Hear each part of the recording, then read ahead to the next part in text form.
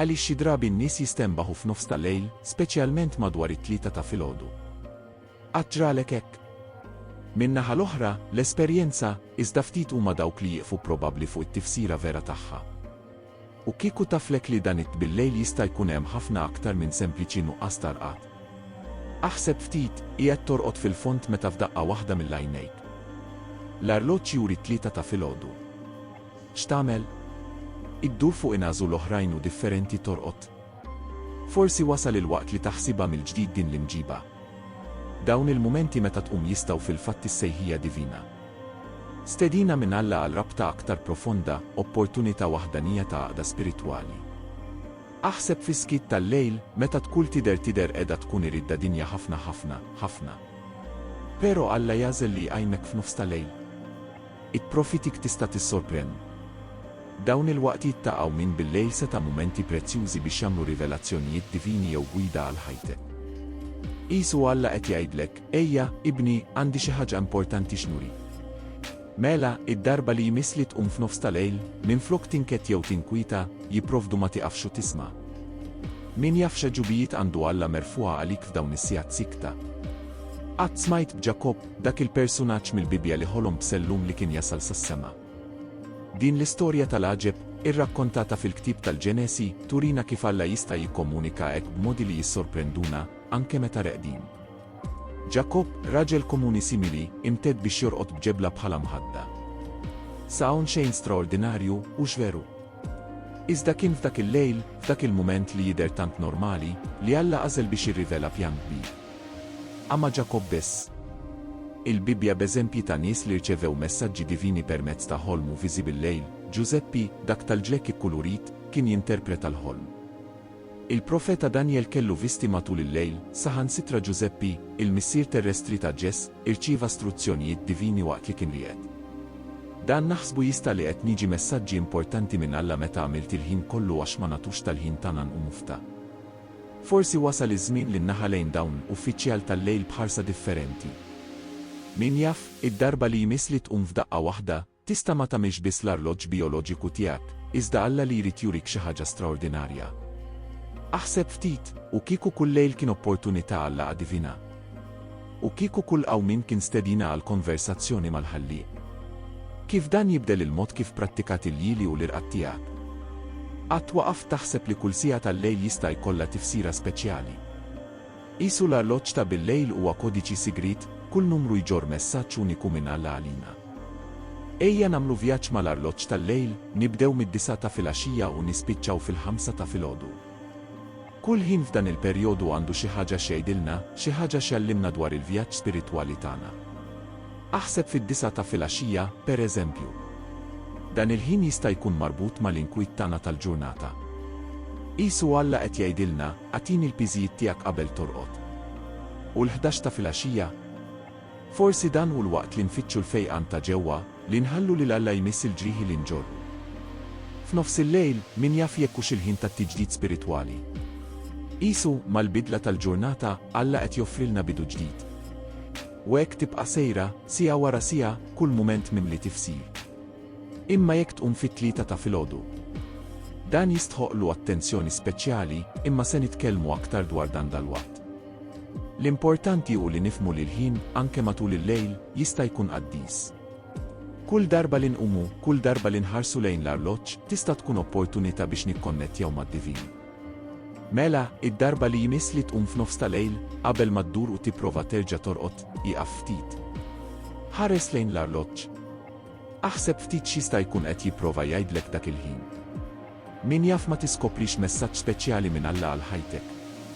Wara kollox kieku l-arloġġ dejn is-sodda tiegħek kien aktar minn sempliċi arloġġ. U kieku kien strument divin, lest biex ikxiflek sigriti spiritwali f'kull sigħa tal-lejl.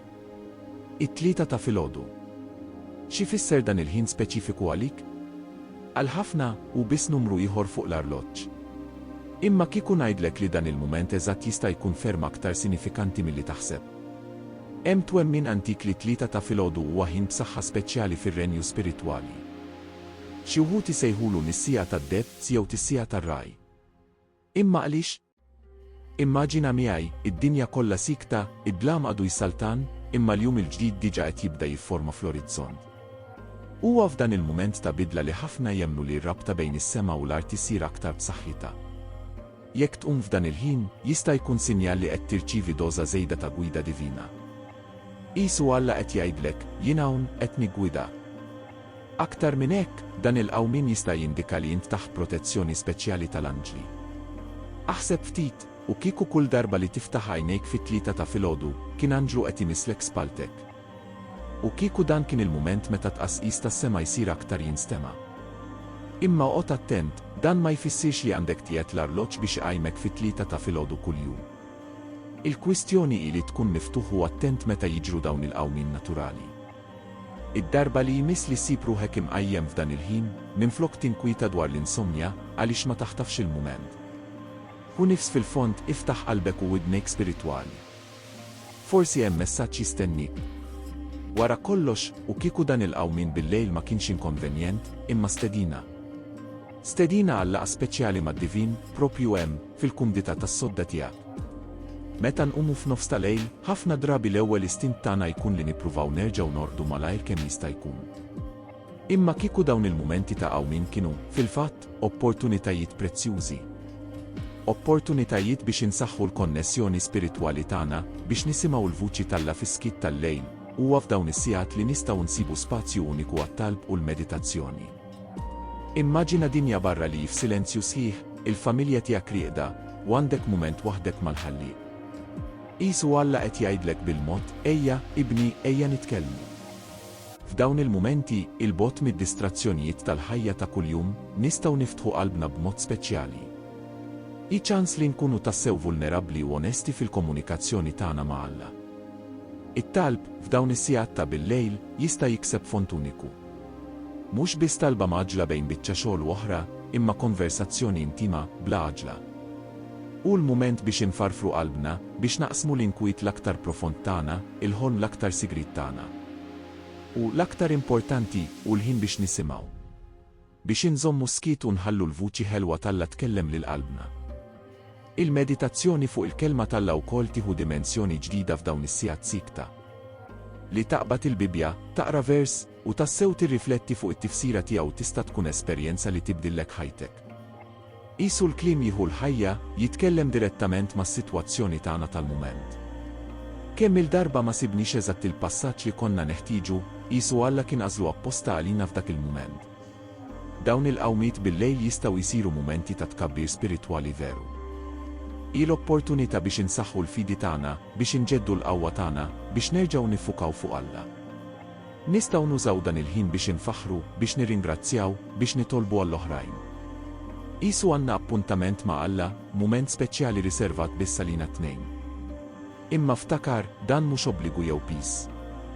M'għadniex inħossuna ħatja jekk xi drabi sempliċement nerġgħu norqdu.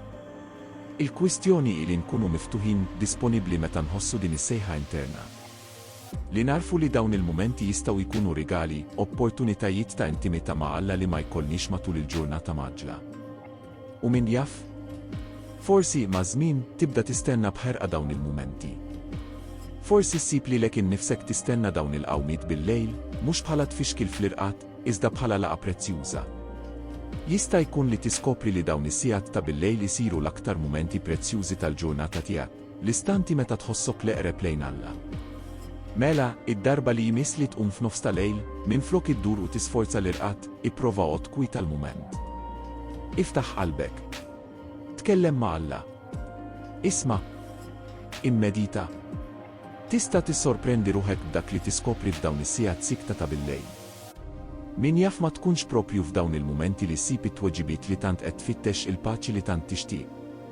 Għalkemm tkellimna ħafna dwar it-tifsira spiritwali tal-qawmin bil-lejl, huwa importanti li ma ninsewx l-aspetti prattiċi tar-qatt tajjeb. Wara kollox ġisimna u tempju u li nieħdu ħsibu wkoll mod kif nonoraw lil Alla. Kont taf li żomm rutina regolari tar-qatt tista' tagħmel mirakli għas-saħħa fiżika u spiritwali tiegħek. Ipprova stabbilixxi ħin fiss biex torqod u tqum anke fit-tmiem il-ġimgħa. Qisu qed toħloq ritmu qaddis għal ġismek, ċiklu li jitgħallem jirrispetta u jantiċipa. U x'jidhirlek li toħloq ritwal ta' bil-lejl? Itfi l-apparat elettroniku mill-inqas siegħa qabel torqod. id-dawl blu maħruġ minn dawn l-apparat jista' jfixkel l-arloġġ intern tagħna u jagħmilha aktar diffiċli biex nordu. Minflok, x'jidhirlek tuża dan il-ħin biex taqra silta mill-Bibja jew tagħmel talba ta' ringrazzjament tal-ġurnata. L-ambjent tal-kamra tas-sodda tiegħek jista' jagħmel differenza kbira wkoll. Somma mudlama, kwita u f'temperatura pjaċevoli. Aħseb f'dan bħala li qed tipprepara santwarju għal mistrieħ tiegħek, post fejn il-ġisem u r-ruħ jistgħu jiġġeddu. L-ikel ukoll għandu rwol importanti. Evita jklitt tqalu kaffejna fil-għaxija. Minflok, x'jidhirlek tieħu teli jserraħ? Jista' jkun mument biex tirrifletti fuq il-barkit tal-ġurnata waqt li tgawdi x-xarba sħuna tiegħek. Eżerċizzju regolari matul il-ġurnata jista' jgħin ħafna fil-kwalità tal-irqad. Imma ftakar, m'hemmx bżonn li jkun xi ħaġa estrema. Mixi kuljum tirringrazzja lil Alla għan-natura ta' madwarek jista' jkun biżżejjed. Jekk xorta waħda tibqa' ssib diffikultà biex torqod tiddisprax. Uża dawn il-mumenti ta' qawmin biex titlob, timmedita jew sempliċement tieħu nifs fil-fond f'dak li Alla għandu kollox taħt kontroll. Ftakar, irqat riparatur mhuwiex biss ħtieġa fiżika, iżda wkoll opportunità spiritwali. Huwa matul l-irqat li s-subkonxju tagħna jipproċessa l-esperjenzi tal-ġurnata, inkluż ir-riflessjonijiet spiritwali tagħna. Mistrieħ tajjeb jista' jħejjina biex nirċievu r-rivelazzjonijiet u l-gwida divina li tant infittxu. Meta nqalbu l-paġni tal-Bibja, insibu diversi referenzi għall-irqat u l-qawmin, kull waħda mimlija b'tifsira spiritwali profonda. Mhux għalxejn li Alla nnifsu tagħna r-rigal tal-irqat. Huwa don divin, mument ta' tiġdid mhux biss għall-ġisem, iżda wkoll għar-ruħ. Qatt waqaf taħseb dwar l-eżempju ta' Ġess? L-Evanġelji jgħidulna li spiss kien iqum qabel is-sebħ biex jitlob. Immaġina li bent Alla jieħu vantaġġ miskit tal-ewwel sigħat tal-ġurnata biex jingħaqad mal-missier. X'lezzjoni qawwija għalina? U x'tgħid dwar is-Salmista David? Fis-Salm 63 jiddikjara, niftakar fik fuq frixu, naħseb fuqek matul is-saħriet tal-lejl. Xhieda sabiħa ta' xi ħadd li kien ibiddel saħansitra sigħat tal-insomnja f'mumenti ta' qima u riflessjoni. Ma nistgħux ninsew lil Pietru li kien riqed fil-fond meta Anġlu ħelsu mill-ħabs. Xi drabi huwa fl-irqat l-aktar profond li Alla jaħdem mirakli f'ħajjitna. Forsi huwa għalhekk li s-Salmi 27 ifakkarna għalxejn tqumu kmieni u torqdu tard, taħdmu bi bżulija għall-ikel għax Alla jagħti l-irqat lil dawk li jħobb. L-irqat, mill-perspettiva biblika, mhuwiex biss perjodu ta' inattività. Huwa qatt ta' fiduċja f'Alla. Meta nimteddu biex norqdu, essenzjalment qegħdin ngħidu, Mulej, nafda fik biex tħares ħajti waqt li nistrieħ. Huwa abbandun ta' kuljum f'dirajn il-missier tas-sema. U x'ngħidu dwar il-qawmin? Il-Bibja spiss tqabblu mal-qawmin mill-mewt, mal-ħajja ġdida fi Kristu. Kull filgħodu huwa opportunità biex nerġgħu nqumu ma' Kristu, biex nerġgħu nibdew mill-ġdid, biex inġeddu l-mixja tagħna ma' Alla. Kif jgħid il-Ktieb tal-Lamentazzjonijiet, il-ħnina tal-mulej tiġġedded kull filgħodu. Għalhekk, id-darba li jmiss li timted biex torqod jew tqum f'nofs tal-lejl, ftakar, qed tieħu sehem f'ritwal antik daqs l-umanità nnifisha. Ritwal li Alla nnifsu stabbilixxa, mimli tifsir u opportunitajiet għat tkabbir spiritwali.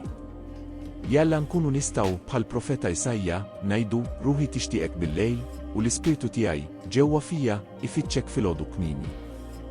Għax huwa f'dan iċ-ċiklu ta' rqat u qawmien ta' mistrieħ u stenbaħ li ħafna drabi nsibu l-aktar mumenti profondi ta' għaqda mal-ħallieq tagħna.